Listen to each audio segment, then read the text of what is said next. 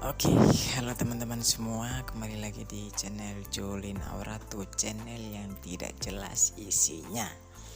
Kontennya apa, videonya tidak jelas, cara editnya juga sembarang. Ya, kembali lagi dengan saya. Orangnya juga tidak jelas.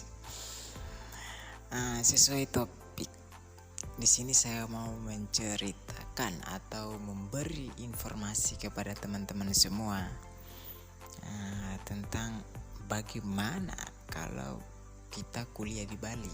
Seperti apa kita kuliah di Bali? Enaknya apa kalau kita kuliah di Bali? Apakah Bali itu kota pariwisata? Jadi enak kita pas kuliah atau sekolah di Bali sini. Nah, di sini saya akan membahas sesuai apa yang saya alami ya, bukan orang lain alami. Kalau orang lain alami beda. Mungkin mereka tidak mengalami kendala ini, tapi ini real apa yang saya alami selama saya ada di Bali. Mohon maaf, saya keterbatasan dari fasilitas buat video atau mikrofon. Di sini mikrofon saya menggunakan HP. Oke, di sini saya menjelaskan dulu ya tentang bagaimana cara enaknya kuliah di Bali, atau ayo kita kuliah di Bali. Nah, oke. Yang pertama, sebelum Anda ke Bali untuk kuliah, pikirkan dulu. Atau bukan juga mau kuliah atau mau ke Bali untuk bekerja. Kalau untuk mencari pekerjaan, oke, tidak masalah. Tapi kalau untuk kuliah, pikirkan dulu tujuan dan apa yang harus kau lakukan di sana. Yang pertama, memikirkan tujuan kamu untuk ke Bali itu apa. Yang kedua, kalau kamu mau ke Bali untuk sekolah atau kuliah, pikirkan juga dengan kondisi ekonomi keluarga. Jangan memaksa diri. Bukan masalah tidak bisa. Nanti saya ceritakan kenapa.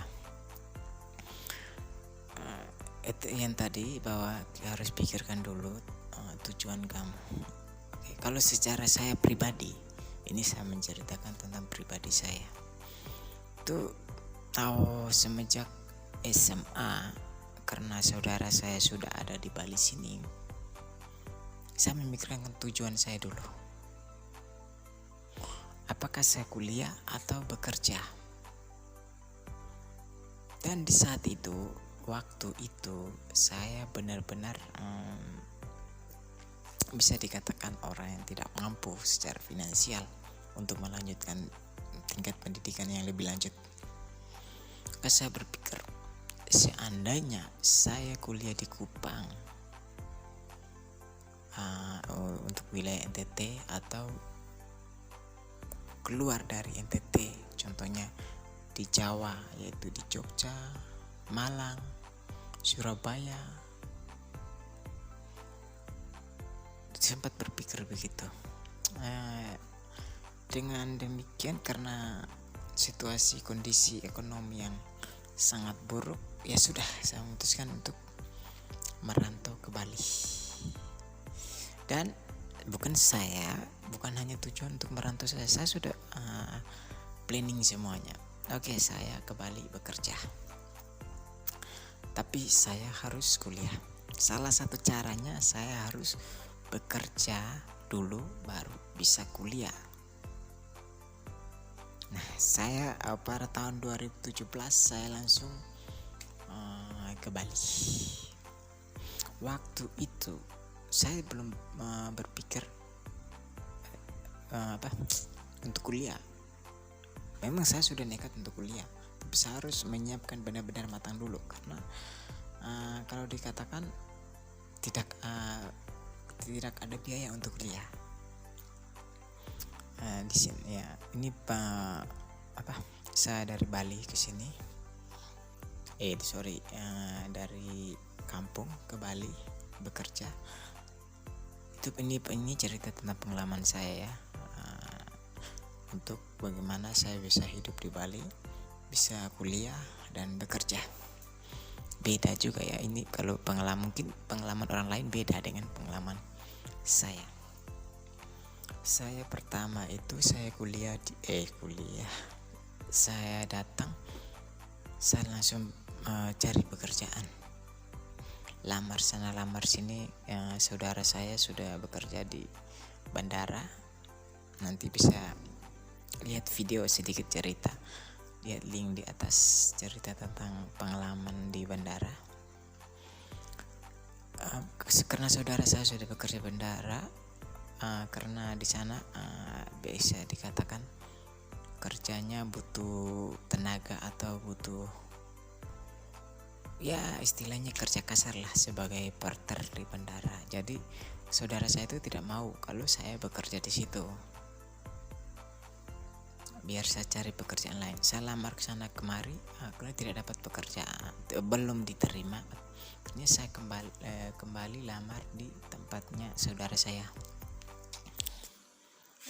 Habis itu saya bekerja di situ di bandara, di Igusti Ngurah Rai Airport Internasional, bandara internasional.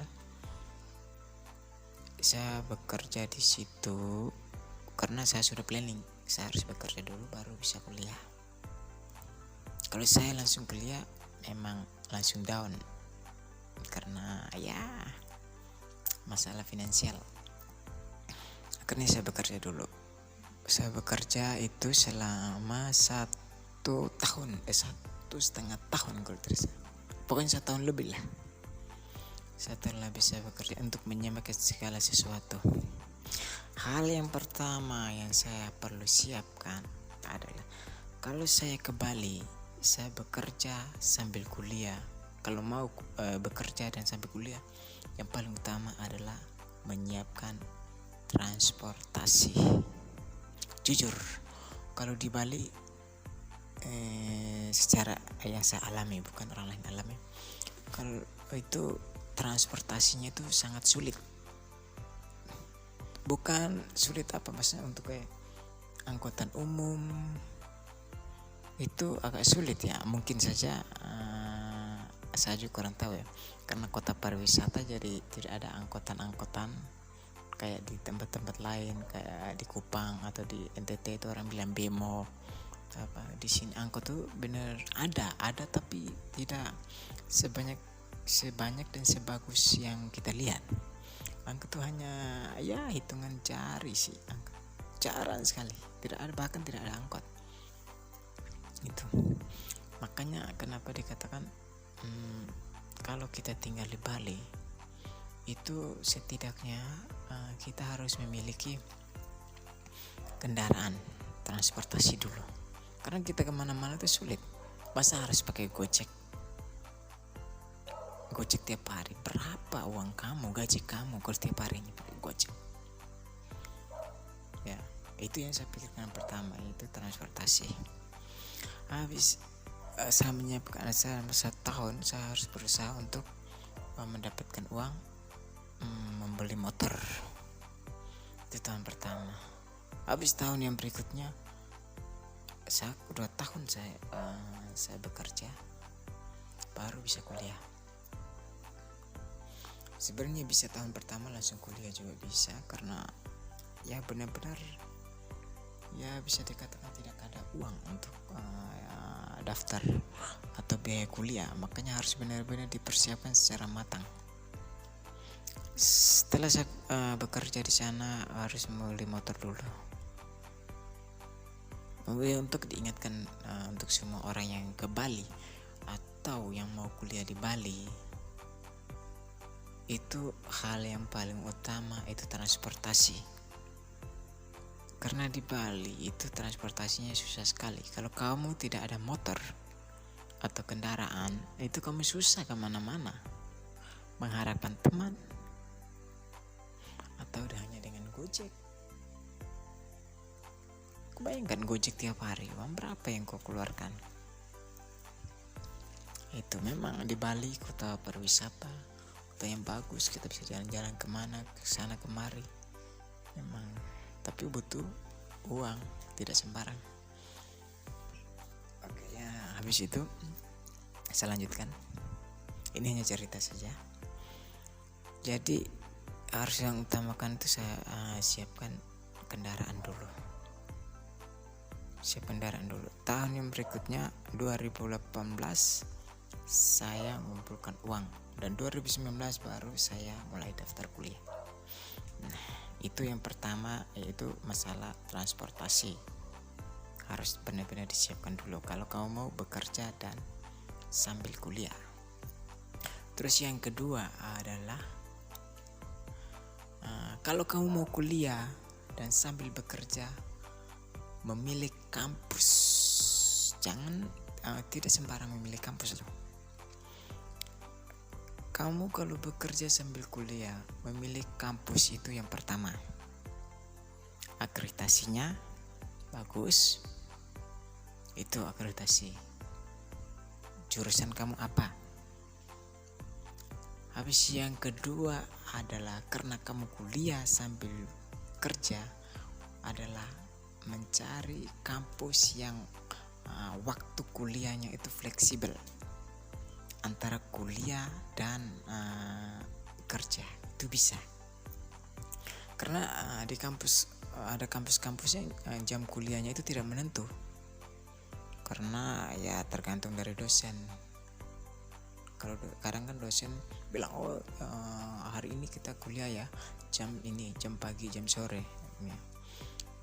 Ada di Bali banyak juga kampus yang waktunya itu fleksibel, yaitu bisa ambil kuliah pagi, kuliah sore, itu bisa.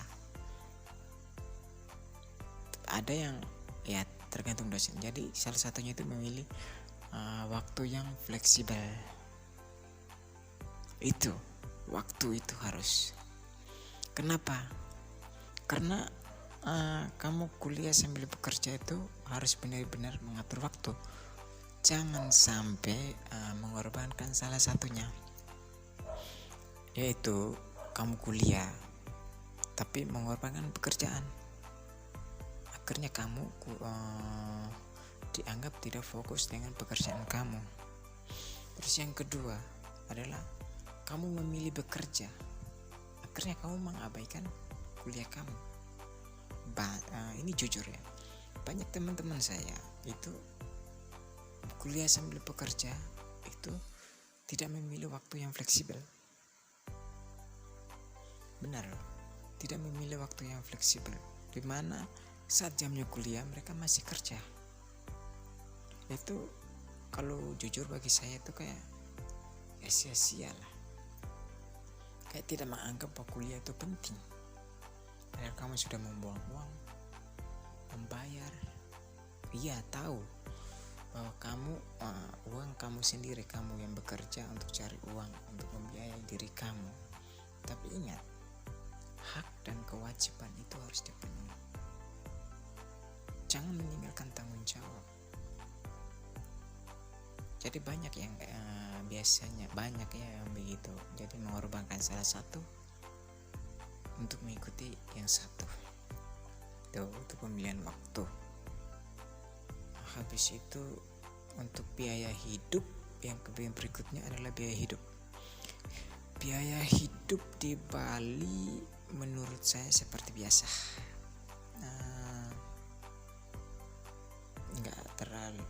Tidak terlalu mahal-mahal juga, sama seperti biasa. Harga sayur, harga sembako sama, tidak mahal. Terus yang sangat mempengaruhi Anda adalah Bali adalah kota pariwisata. Jadi Anda harus benar-benar mengatur waktu kamu, pekerjaan kamu, kuliah kamu itu dengan baik dan benar.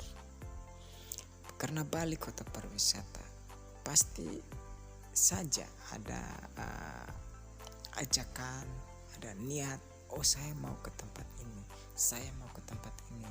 Oh masa teman-teman saya yang ini sudah pernah ke sini, saya belum, saya mau pengen ke sini, saya pengen. Boleh, itu tidak ada yang melarang, tapi ingat harus sesuai budget kamu. Sekali lagi harus sesuai budget kamu. Budget kamu berapa? Jangan hanya mengikut. Apalagi kamu hanya datang di Bali sini hanya untuk kuliah saja, tidak berusaha untuk bekerja. Itu kalau kamu di Bali sini, datang di Bali sini hanya untuk kuliah saja dan tidak bekerja, tergantung ekonomi kamu. Kemampuan finansial kamu tuh bagaimana? Mampu gak? Kalau tidak mampu, ya jangan. Jangan sampai orang tua kamu di kampung pekerjaannya sebagai petani, baru kamu memilih kuliah di Bali sini, hanya kuliah saja, tidak ada inisiatif untuk bekerja. Wah, pusing. Itu pusing. Orang tua yang pusing. Harus pinjam uang ke sana, pinjam uang ke sini untuk membiayai anaknya kuliah di Bali. Tidak mudah. Ini pengalaman saya. Pengalaman saya itu yang saya lihat itu kayak wah. Kadang saya merasa bahwa saya rugi kalau kuliah di Bali ya. Saya rugi. Coba kalau saya kuliah di Jawa atau di NTT saja, di Kupang atau di manakah, itu mungkin lebih murah, atau di Makassar lebih murah. Beda dengan di Bali. Kalau dibilang untuk biaya kuliahnya mahal, iya mahal, memang mahal, beda dengan tempat lain. Kenapa? Karena Bali ini bukan juga karena Bali kota pariwisata, jadi banyak orang luar yang orang turis yang datang ke Bali, jadi harganya itu atau barang-barang atau itu meningkat, maksudnya setara dengan tidak, sebenarnya tidak begitu, tapi ya begitulah, inilah Bali. Setiap orang punya karena di Bali sini, Bali juga termasuk kota adat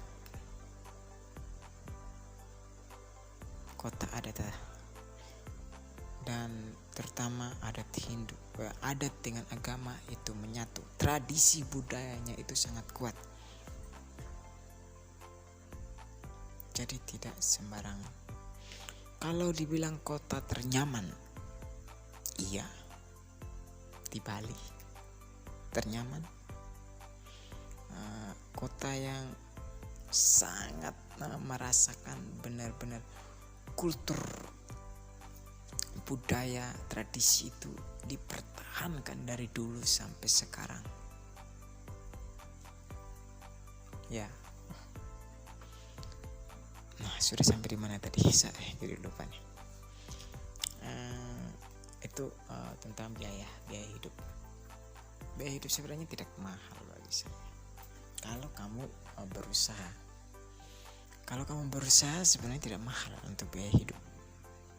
Kalau kamu hanya mengharapkan orang lain, itu sangat sulit. Dan bisa dikatakan, kamu bisa mengatakan, oh saya kuliah di Bali, saya hidup di Bali, itu biayanya mahal. Tergantung kamunya. Kalau orang tua atau latar belakang orang tuanya itu ekonominya, kemampuan finansialnya kuat, ya tidak masalah. Terserah dia mau di Bali, dia mau di Jakarta, dia mau di luar negeri, ya terserah dia. Tapi kita yang benar-benar ekonomi lemah, orang tua hanya sebagai petani, tapi kita mulai sok-sok kuliah di tempat yang bagus, di kota, baru kamu tidak berusaha. Itu jangan, memang jangan jangan sampai orang tua di sana pukul dahi hanya karena kamu kuliah di sini. Oke. Dari sisi biaya habis itu ramah tamah orang di sini. Orang Bali itu semuanya baik. Semuanya baik. Hanya orang luar yang membuatnya Bali tidak baik. Bali itu baik, bagus, indah. Hanya orang luar yang datang merusak. Kita dari luar datang merusak budaya, tradisi orang di sini. Seharusnya kita dari luar datang mengagumi. Bila perlu kita mendukung. Jangan kita merusak.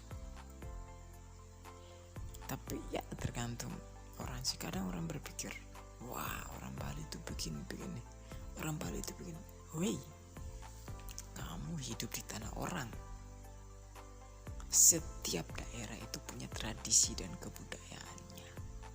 Jadi kamu jangan membanding-bandingkan antara daerah kamu dengan daerah yang lain. Kalau kita membanding-bandingkan, ya begitulah. Sama saja kalau saya ke Bali, orang Bali akan membandingkan, oh orang NTT itu begini, orang NTT itu tidak baik begini. Tidak, karena kita NTT itu rata-rata itu orangnya keras, makanya orang NTT itu begitu. Kan jangan membandingkan. Setiap daerah itu punya tradisi dan budaya yang berbeda-beda. Jadi kalau kita datang di satu daerah, kita harus mengikuti. Jangan kita sok-sokan, kami di sana begini, jadi harus begini. Itu kan payah. Oke. Yang berikut adalah apa lagi ya? Biaya transportasi. Ingat, waktu yang fleksibel, memilih kampus dengan waktu yang fleksibel. Terus apa lagi ya? Untuk memilih tempat tinggal. Nah, ini tempat memilih tempat tinggal juga. Kalau kamu kuliah sambil kerja, atau kamu kuliah saja tidak bekerja, memilih tempat tinggal itu harus yang strategis. Karena apa? Karena kamu memilih tempat tinggal yang jauh, angkot tidak ada. Bukan tidak ada, tapi sulit untuk dijangkau.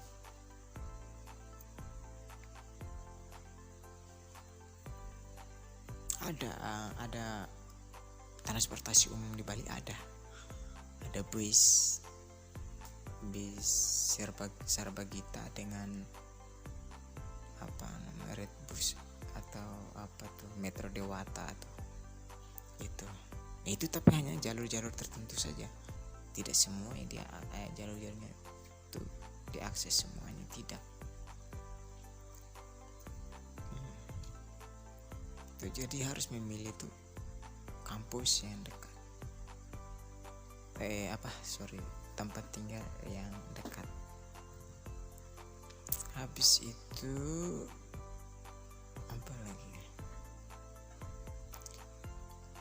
Pokoknya itu, kalau kamu mau niat untuk ke Bali, untuk semuanya yang mau bekerja atau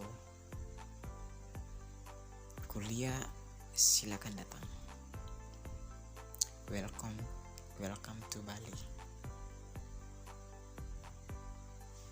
Bali itu bagus, indah, bersih, tapi tolong menjaga tradisi, adat, budaya, agama Bali.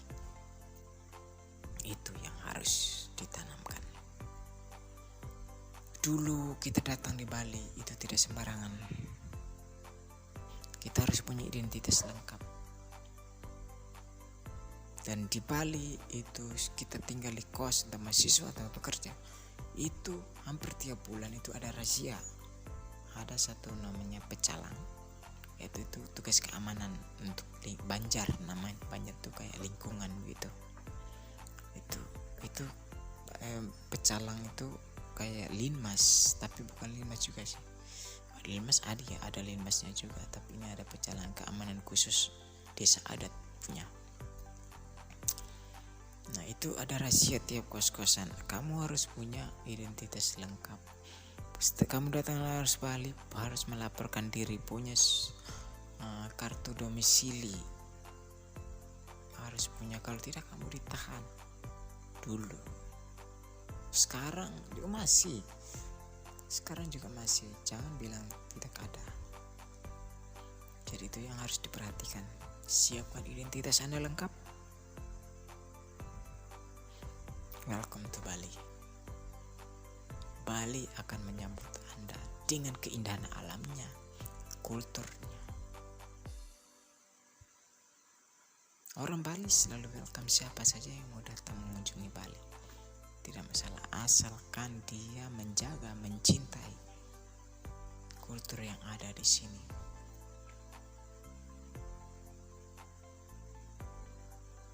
Kalau kamu mau datang sebagai pekerja, datang bekerjalah secara profesional. Bekerja ya bekerja, bertanggung jawab. Jangan melakukan hal-hal yang lain yang merusak nama baik, apalagi membawai nama daerah. Contohnya, saya sebagai NTT, saya melakukan kesalahan, minum mabuk, berkelahi. Itu yang dicapkan itu adalah kita sebagai orang NTT. Oh, kemarin ada orang NTT yang berkelahi di sini, minum mabuk-mabukan di sini, dia ketangkap. Orang NTT yang dicap. Jadi tolong jangan seperti itu. Oke, habis itu untuk menjaga tradisi dan budaya Bali. Dari Bali kita banyak belajar tentang mencintai tradisi yang ada, budaya, kultur, agama, menghargai orang lain, dan toleran. Di Bali itu ada beberapa tempat ibadah itu ada 5 agama di situ. Ada gerejanya. Gereja ada 2, gereja Protestan, gereja Katolik. Ada pura, tempat ibadah orang Hindu. Terus ada masjid. Terus ada untuk orang Buddha punya kuil. Ada. Itu 5 agama ada di satu tempat. Itu menandakan bahwa Bali itu sangat toleran. Siapa saja dia welcome, siapa saja yang mau datang mengunjungi Bali. Jangan sampai kamu datang di Bali membawa tradisi atau budaya atau agama kamu yang dari luar datang dan mengklaim bahwa di sini tidak baik, di sini salah. Itu tidak bagus. Itu sudah tindakan yang melanggar, bukan toleransi lagi. Tidak tahu menghargai orang lain, menganggap bahwa kamu lebih benar dibandingkan orang lain. Belum tentu kamu itu benar. Itu jadi kamu yang datang sebagai perantau, bekerja dengan benar, bertanggung jawab. Pulanglah membawa pengalaman Anda untuk membangun atau sebagai koreksi untuk membandingkan tempat saya harus begini, jadi harus begini, begitu. Dan untuk kamu yang kuliah, datanglah kuliah. Rata-rata orang yang mahasiswa yang kuliah di Bali itu mahasiswa yang kreatif, beda dengan mahasiswa, kalau ini secara pengalaman saya, beda dengan mahasiswa lain. Dan hampir 80% mahasiswa di Bali itu bekerja, apapun pekerjaan, walaupun hanya pekerjaan sebagai serabutan, bekerja serabutan di perusahaan, di mana sih, intinya dia harus bekerja. Kenapa? Karena tuntutan, apalagi ekonominya tidak kuat, itu yang menuntut bahwa dia harus berusaha untuk bekerja, untuk membantu mencari uang makan. Itu. Jadi kalau kamu mau datang ke Bali untuk kuliah, ya kuliah. Kalau kamu mau bekerja, ya bekerja. Kalau kamu datang ke Bali kuliah tetapi tidak bekerja, sedangkan latar belakang ekonomi kamu itu lemah, berpikirlah dulu. Jangan sampai kamu menyia-nyiakan. Karena banyak begini, karena dia hanya mengikut orang. Banyak yang teman-teman yang kuliah di sini akhirnya dia ikut. Setelah dia dari kampung ikut sini, ya kondisi ekonomi keluarganya itu lemah. Dalam perjalanan akhirnya apa? Ya kasarnya bilang, orang tua tidak sanggup, ya sudah saya istirahat sampai di sini. Itu mau bagaimana? Tapi kalau kamu datang di Bali, tidak boleh harus berkata demikian. Kalau kau datang di Bali sini, kalau ekonomi kamu lemah, atau kasarnya bahwa orang tua tidak punya uang atau tidak ada biaya untuk kuliah, tapi kamu sudah terlanjur datang untuk kuliah di sini, kamu harus kreatif. Harus kreatif. Berusaha untuk mencari pekerjaan. Karena Bali di sini apapun pekerjaannya harus berusaha. Jangan hanya diam. Karena kamu diam pasti kamu akan pasrah. Kalau kamu sudah pasrah, kamu tidak maju lagi. Karena kamu tidak ada inisiatif untuk maju. Bagaimana? Jadi harus kreatif untuk maju, untuk cari pekerjaan.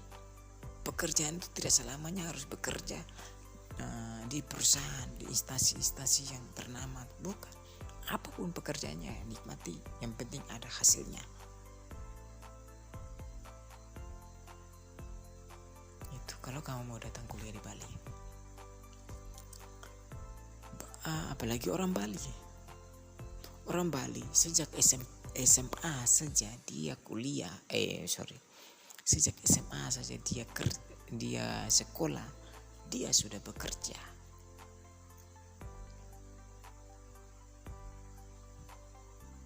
Banyak loh. Makanya semenjak dia masuk kuliah dan kita sama-sama kuliah, dia sudah bekerja di salah satu tempat instansi ini, perusahaan ini. Dia ada yang jadi manajer, ada yang jadi HRD, ada yang di perkantoran. Padahal dia belum wisuda, belum tamat kuliah lah. Tapi dia sudah bekerja di situ. Nah kita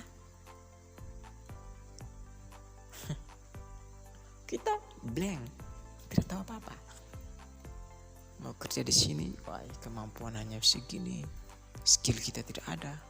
Ya bagaimana ya? Sulit juga. Makanya orang Bali sini saya kagum. Mereka tuh harus bekerja keras, mencari pekerjaan, berinisiatif kreatif.